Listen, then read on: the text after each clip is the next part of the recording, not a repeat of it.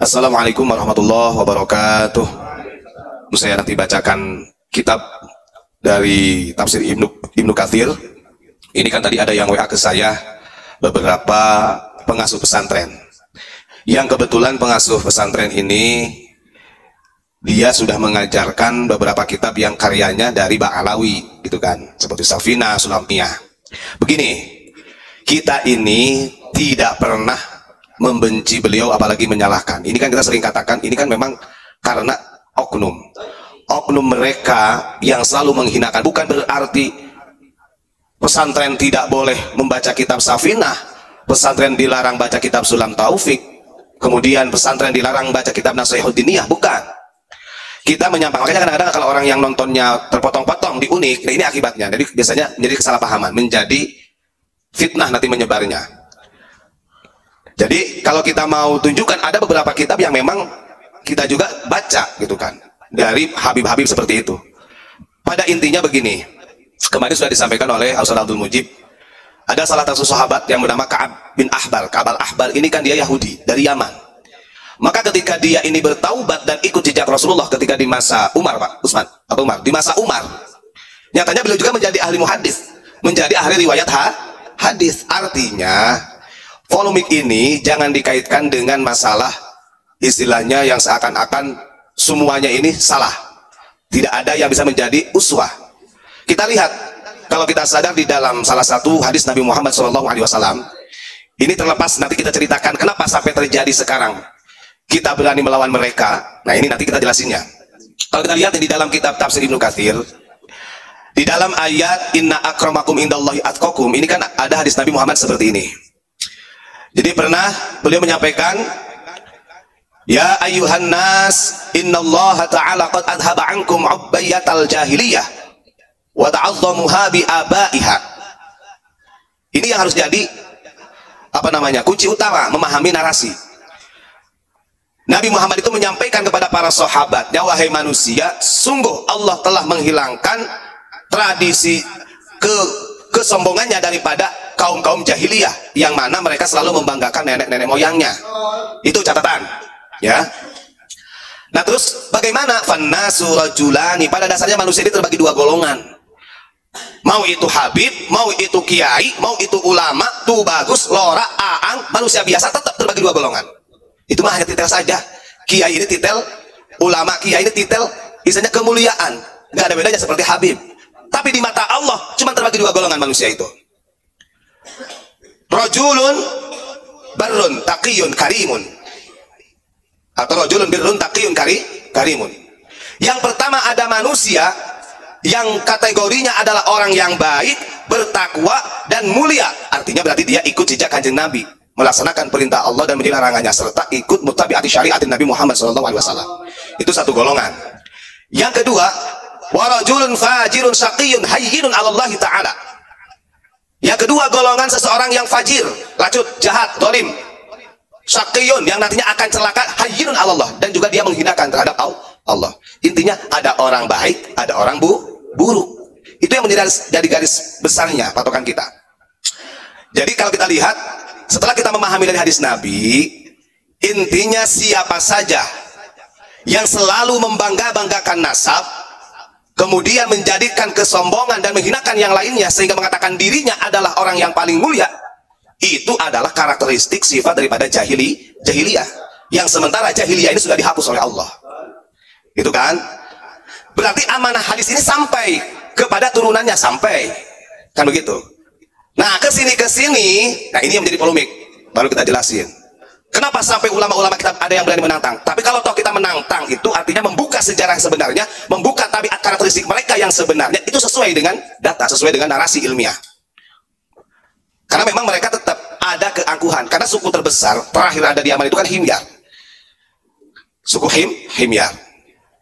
Tapi walaupun kita orang-orang Nusantara yang membahas dari mulai alat tipu dayanya mereka, doktrin rasisnya mereka yang ratusan tahun kepada umat Islam yang ada di Indonesia khususnya, kita tidak pernah artinya melarang kemudian dari karya-karya mereka untuk di pesantren, nggak ada. Tetap Safinah tetap dikaji, kemudian Sulam Taufik masih dikaji, termasuk Nasihuddiniyah juga dikaji. nasihat itu, ingat, apakah orang yang punya hak untuk memberikan nasihat kepada setiap manusia itu harus habib? Apakah orang yang punya hak untuk memberikan nasihat itu harus kiai? Kan tidak. Wal asri innal insana lafi khusrin illa alladziina amanu wa 'amilus sholihati wa tawashaw bil haqqi wa tawashaw bis sabr. Setiap manusia ini berpotensi dan mempunyai hak untuk memberi nasihat kepada siapa saja. Cuma kan biasanya kalau sudah ada titelnya gampang diterima begitu. Kalau saya sudah jadi kiai, dinasihatin orang bisa mendengar. Kalau sudah jadi habib, apalagi duriyah Nabi, akhirnya orang gampang tunduk. Ini efek yang nantinya akan menjadi buruk. Karena kitab Nashihud Diniyah itu tentang al-wasaya wal iman, tentang wasiat-wasiat agama dan keimanan. Apa salahnya? Dari siapa saja nasihat itu. Bahkan ada orang yang memberi nasihat tentang kebaikan non-muslim. Saya ditegur andai kata dengan orang yang non-muslim. Kamu harus begini, jangan melakukan hal ini, gitu kan. Ini berkaitan dengan orang non-muslim lah gitu. Yang sekiranya ini adalah nasihat yang baik dan maslahat mursalah, kemaslahatan secara sosial, harus diambil. Nah, di situ sebenarnya yang dimaksud dengan watawasau bil haqqi watawasau bis sabr. Nah, ketika kita sudah paham perjalanannya, pola daripada Ba'alawi seperti itu, masih banyak oknum-oknum yang seperti itu, ini harus dipahamkan kepada masyarakat. Gak mungkin masyarakat Indonesia atau pemerintah Indonesia ini mendeportasi mereka, gak mungkin. Kita tidak sekejam sono. Gak tahu sononya di mana, sononya gak tahu di mana. Allah karim. Ya, jadi gak ada. Makanya kan ada juga, wah ini katanya, menjelekkan, benci sama Habib, menjelekkan Habib, menjadi pembegal nasab, tapi kitabnya mau dipelajari di pesantren. Saya sering sampaikan, urusan benci ataupun tidak, engkau tidak akan pernah tahu. Karena kebencian al-ghadab itu adalah qaulul qalbiyah. Itu ada ucapan batin, gak bisa. Kan begitu. Nah, itu satu ya. Jadi ingat, yang menjadi landasan utama untuk mengukur, ya contohnya begini ya, kalau tidak bermanfaat gak mungkin menjadi pelajaran umat dong. Artinya begitu, kitab Safinatun Najah. Berarti kan ini orangnya juga waro yang mengarangnya ini. Tapi dengan kaitannya di dalam kitab Ihya, ngapunten, kenapa di dalam kitab Ihya yang kita bacakan kritik kerasnya Imam Ghazali kok bukan ke orang biasa? Di bab Damul Gurur ini kau dikaitkannya dengan ada Damul Gurur yang iktirarul alawiyah, itu toh yang harus menjadi introspeksi diri bagi para kaum Ba'alawi, bukan menjadi kebanggaan. Itu saja sebenarnya. Nah, ini kalau bagi para santri yang sudah belajar, tetap belajar saja. Tapi ketika ada orang yang memang mengklaim dia lebih baik daripada marganya mereka yang lainnya, nah ini yang tidak boleh diikuti oleh kita. Tidak boleh kita ikuti. Naudzubillahi min dzalik. Nah itu ya, ini hadisnya kita tunjukin dulu. Ini menjadi batasan paling fundamental sebenarnya untuk mengukur siapa yang harus diikuti dan siapa yang tidak nih. Moga Pak Sakur di zoom dulu. Jadi ada rajulun birrun taqiyun karimun 'ala Allah wa rajulun fajirun saqiyun hayyinun 'ala Allah taala. Oke ya. Nashihud Diniyah ini, adanya kitab Nashihud Diniyah ini di abad ke-11. Itu kebetulan Pak yang menulis kitab Nashihud Diniyah ini adalah Habib Abdullah Al-Haddad yang merangkum Rotibul Haddad. Walaupun itu adalah mengadopsi atau mengambil daripada rotibnya Syekh Ahmad Arifai. Kan begitu. Menjadi masalah karena itu ada wasiat-wasiat agama. Siapa saja masalah wasiat itu. Karena tadi watawassaw bil haqqi watawassaw bis sabr. Terus kemudian ini berkaitan dengan yang terjadi di Indonesia. Kalau di daerah-daerah luar sana, di Timur Tengah yang lainnya, orang-orang itu sibuk menyembunyikan identitas daripada duriyah Nabi. Nah, kalau di Indonesia sibuk menyebarkan, memperkenalkan bahwa dirinya sebagai duriyah Nabi. Itu sudah berbeda. Karena begini, kenapa di luar sana mereka sampai menyembunyikan? Satu, ini sesuai dengan amanahnya Sayyidina Ali Zainal Abidin, keturunan dari Sayyidina Husain. Beliau itu kalau ada yang nyebut ini Ahlul Bait, selalu nangis. Bahkan ketika ada orang, loh kenapa jenengan kok nangis menjadikan ini Ahlul Bait kok dijamin surganya oleh Allah? Beliau menolak hal itu. Itu bukan urusan saya. Ahlul Bait itu cuma 5 orang kata beliau. Satu itu. Yang kedua, yang paling menjadi rahasia secara geopolitik dunia nih. Kenapa identitas tentang As-Sayyid Asy-Syarif ini disembunyikan? Karena secara nyawa lahiriah begini terancam. Karena mereka gak suka dengan duriyah Nabi. Bisa jadi semua duriyah Nabi harus dimusnahkan di muka bumi. Itu. Tapi kenapa di Indonesia? Nah, itu sebenarnya itu. Kita belajar dari sejarah itu saja sudah. Saking orang Indonesia itu baik-baik orangnya ya, loman. Padahal mereka nggak tahu orang Indonesia ini banyak dulu ya Sayyid Asy'ariyah, cuma sudah sudah bercampur tanahnya. Jadi tanahnya udah bercampur.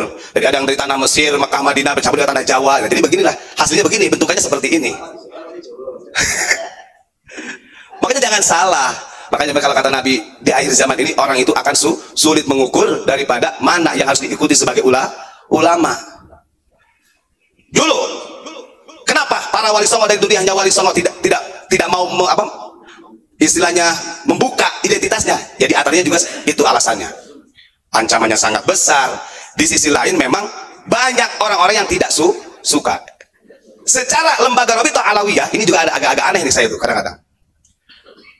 Maulana Habib Lutfi mengatakan begini, kembali dalam bahasa Arabnya.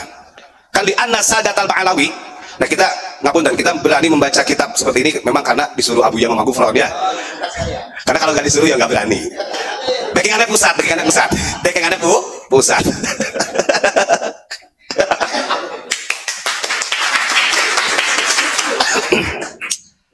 Jadi Maulana Habib Lutfi mengatakan begini, li anna sadatal ba'alawi awwalu man yadkhuluna al-jawi, gitu kan?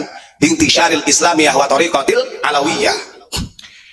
Dia mengatakan kepada para habib yang lainnya dengan doktrin rasis. Kalau saya katakan doktrin rasis tuh, ya terserahlah, mau saya nanti dimarahin sama para pecintanya juga apa. Ini kita membuka bahasanya beliau. Indonesia itu orang yang pertama masuk ke Indonesia menyebarkan agama Islam dengan tariqah Alawiyah, ya dari Sadatul Ba'alawi, begitu kan? Jadi dari klannya Ba'alawi. Nah terus dia ada kalimat begini setelah itu, kawali songo kasayyid asy'arif, dia begitu. Seperti hanya wali songo, Sayyid Asy'arif, kan begitu. Oke, tapi yang saya tanyakan, kenapa kalau Rabithah Alawiyah selalu menolak duriyah daripada wali songo? Kan begitu, ada apa di situ? Sementara mereka ingin mengklaim bahwa wali songo ini Ba'alawi, kan begitu. Nah ini bahasanya Habib Lutfi, bukan bahasanya saya, gitu ya. Dengan apa yang disampaikan oleh Habib Lutfi, kita berani membantah.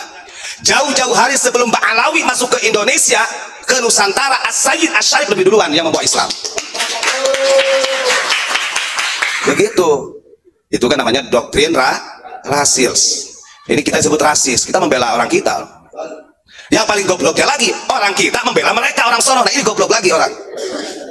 Lah iya, Masya Allah. Terus saya tadi juga mendownload juga PDF-nya kitab Minhajul Istiqomah tadi yang sampaikan, karya dari Mufti Batavia yang diangkat oleh pemerintah Hindia Belanda sebagai Mufti Batavia, namanya Utsman bin Yahya. Tadi saya baca-baca karena kebetulan kitab Minhajul Istiqomah karya Habib Utsman bin Yahya ini menggunakan bahasa Melayu. Dia berani mengatakan begini, ketika perang Cilegon, di geger Cilegon itu melawan kolonial Belanda, orang pribumi disebut gurul, bahasanya gurul. Siapa saja yang melawan pemerintah yang sah yang pada waktu itu adalah Hindia Belanda, berarti itu gurul, itu makar, dan itu adalah pemberontakan sampai mengharamkan untuk jihad. Alasannya karena tidak sesuai dengan syarat rukun jihad, kan begitu. Kalau memang itu mau digunakan, ya kalau kitab itu mau digunakan, saya tanya kepada para habaib yang suka jihad tuh, harusnya dari keturunan-keturunannya yang menjadikan Habib Utsman bin Yahya sebagai patokan di dalam hal jihad, gak akan ada demo di Indonesia. Gak akan ada yang namanya Monaslimin 212. Monaslimin salah, ngapunten. Karena secara rukun syaratnya nggak tepat. Kemarin disampaikan ada 5 rukun atau syarat kita menjadikan untuk jihad. Ini kan mereka juga sudah hianat dengan kitab Minhajul Istiqomah. Padahal faktanya ketika Habib Utsman bin Yahya mengeluarkan fatwa seperti itu, kondisi di Cilegon, di wilayah Banten darurat, mau tidak mau harus pasang badan. Ini kiai-kiainya ditangkap oleh kolonial Belanda, bahkan atas restu dari Utsman bin Yahya dihukum mati, digantung. Siapa itu? Karena yang memberikan fatwa Utsman bin Yahya dianggap siapa saja yang memerangi pemerintahan yang sah, kata dia waktu itu kolonial Belanda, Hindia Belanda, berarti harus dihukum mati karena gurul. Sadis di sini loh. Saya sudah download PDF-nya. Saya punya kitab Ba'alawi ini, Manhajus Sawi punya. Terus kitab apa lagi ini? Kitab Minhajul Istiqomah ada, Nasruddiniyah ada. Makanya sampai sekarang nih, mereka banyak yang membantah ini, wah itu fitnah, itu menuduh Habib Utsman bin Yahya sebagai antek Belanda. Loh, buka sejarahnya. Dan andaikan bukan di antek Belanda, harusnya nggak sampai mengeluarkan fatwa begitu dong. Bila perlu, andai katakan harus bisa dengan musyawarah. Ya yang dekat dengan pemerintah, Nasihatin dong sama beliau, sama dia ya. Kan begitu. Ini kan sekarang lagi rame-ramenya sedikit-sedikit pemerintah dikritik jihad, pemerintah togut, pemerintah sesat, pemerintah kafir. Kakeknya dia dekat dengan pemerintah Belanda. Kok nggak dibuka? Kan dibayarin. Nah, itu. Ini pelurusan sejarah ya. Kita terlepas daripada kajian-kajian tadi masalah kitab kuning, monggo Kang siapa saja. Tetap kita ini belajar agama, siapapun pengarangnya. Mau itu mantan Katolik jadi Muslim, mau itu mantan Yahudi jadi Muslim, asalkan dia sesuai dengan mutabiat syariah Rasulullah, tetap kita ikuti. Ini kan enggak gayanya dulu sebagai mutabiat Rasulullah. Gayanya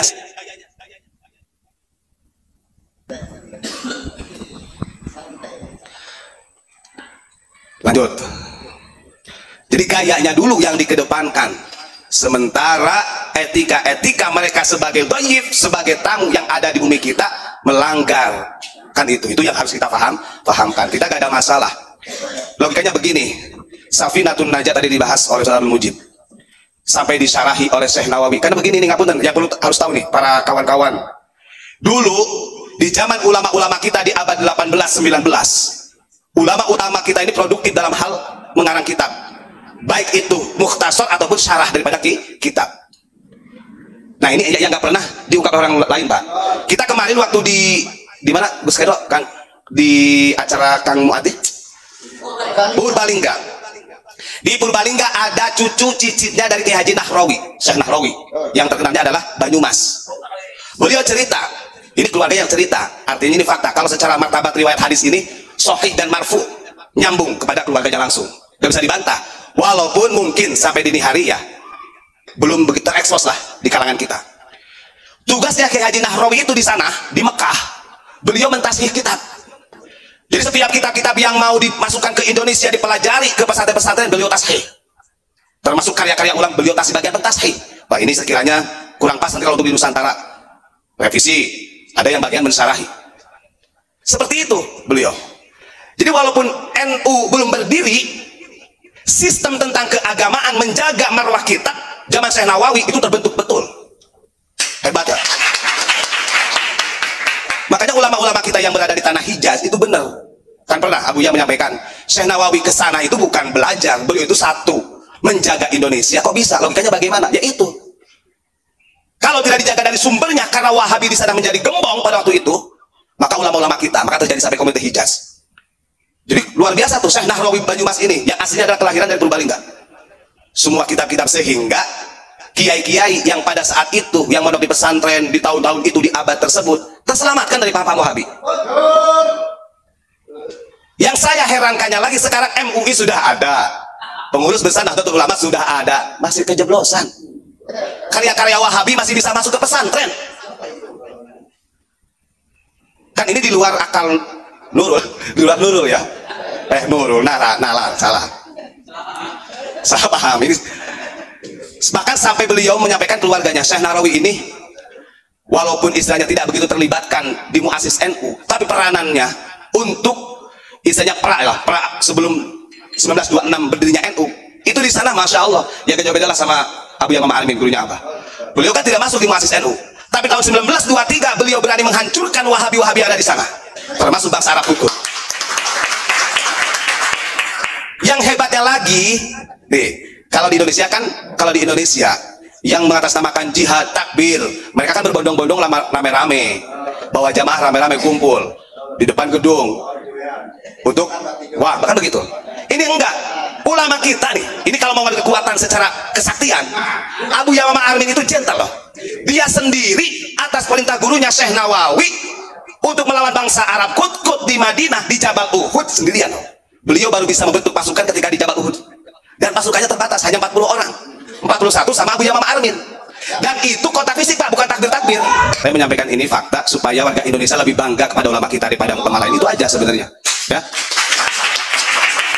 Ini membanggakan ulama-ulama lain, ulama kita dikesampingkan. Ngapunten, kita ini dibekali oleh Abu Yamam Magufron sejarah tentang ulama Nusantara itu tebal-tebal, termasuk ulama-ulama Banten. Makanya gak salah Bung Karno begitu Abu Yamam Armin berhasil mengalahkan bangsa Arab Kut di Jabal Uhud, itu kotak fisik loh, Pak. Jadi bukan hanya turun Jokowi, bukan begitu. Artinya apa? Ini kan contoh, kan kita ramainya begitu jihadnya. Mau jihad kemana jihadnya kan? Abu Yamamah itu kontak fisik. Bayangkan 40 pasukan, hanya 40 orang. Beliau sebagai panglima waktu itu. Beliau saking nurutnya kepada Syekh Nawawi dan diamani oleh Syekh Nawawi. Ini kita cerita sedikit. Ini untuk kelas kalibernya ulama kita selain di bidang produktif dalam hal kitab. Jadi masa kaliber itu ya kaliber beneran, bukan berani kandang. Diperintahkan oleh Syekh Nawawi. Amin. Nah, jadi ketika setelah di Mekah, ini ada perubahan nama Pak. Kan dulu namanya kan Armin, belum ada hasannya Pak. Ini cerita langsung dari Umi Fatum. Namanya itu adalah Armin. Abu Hasan Armin ini. Akhirnya dia punya guru namanya Hasan. Hasan ini Muhammad Hasan. Beliau juga salah satu murid dari Syekh Nawawi. Nah, beliau mewasiatkan kepada Mama Armin, nanti kalau kamu sudah di Timur Tengah, pakailah namaku. Jadi ada Hasannya. Nah, Armin diganti dengan Amin di situ Pak. Dari gurunya yang merubah. Jadi dari Armin jadi Hasan Amin. Gitu ya.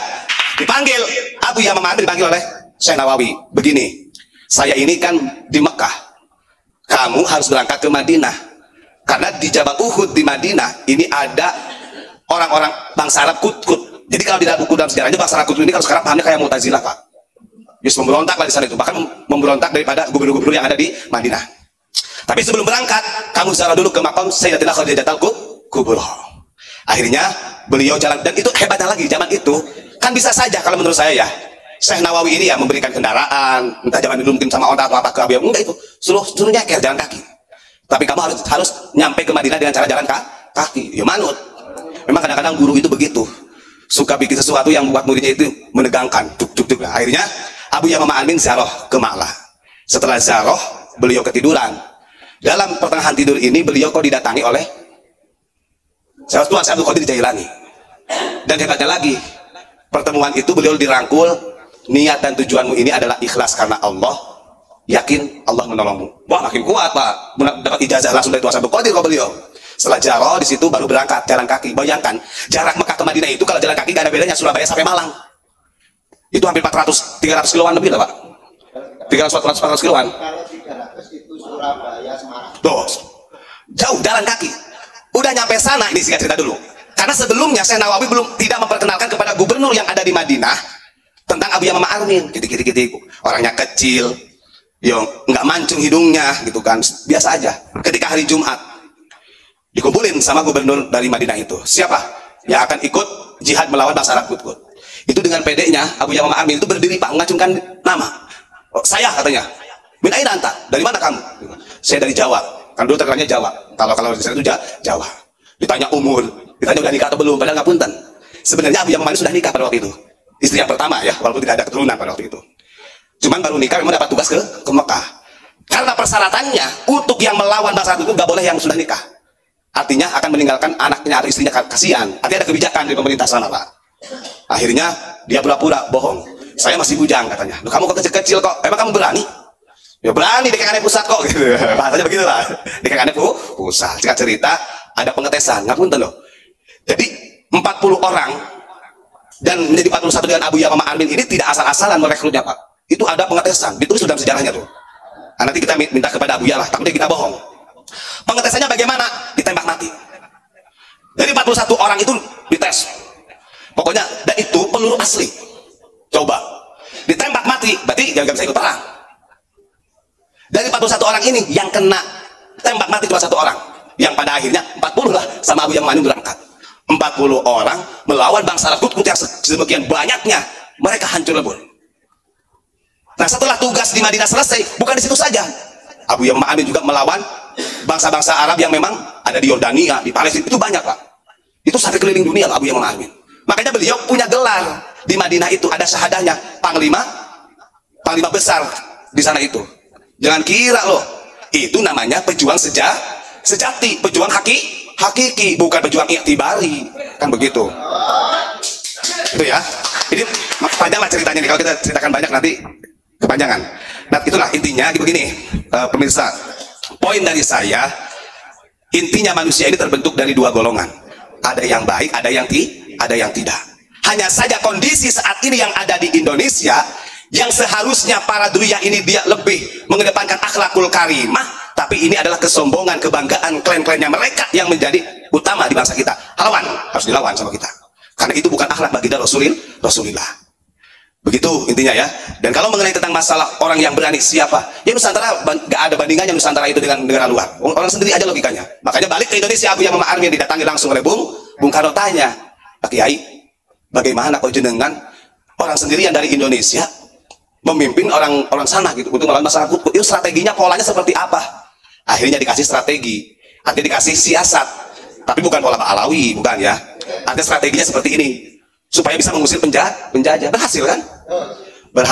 Berhasil begitu. Oke, semuanya kita harus tetap bangga dengan ulama kita. Ulama kita ini adalah ulama-ulama yang betul-betul sesuai dengan mutabiat syariah. Itu yang paling utama. Silahkan mau membanggakan ulama yang lain, tapi jangan lupa produksinya. Jangan lupa kepada jati diri ulama-ulama Nusantara. Apalagi kalau ada orang yang mengatakan ulama Nusantara, ulama pribumi ini adalah kecoa. Apalagi ada orang yang mengatakan satu Habib lebih baik daripada 700 ulama. Ini double. Ini goblok. Gitu ya. Tetap salam Pancasila.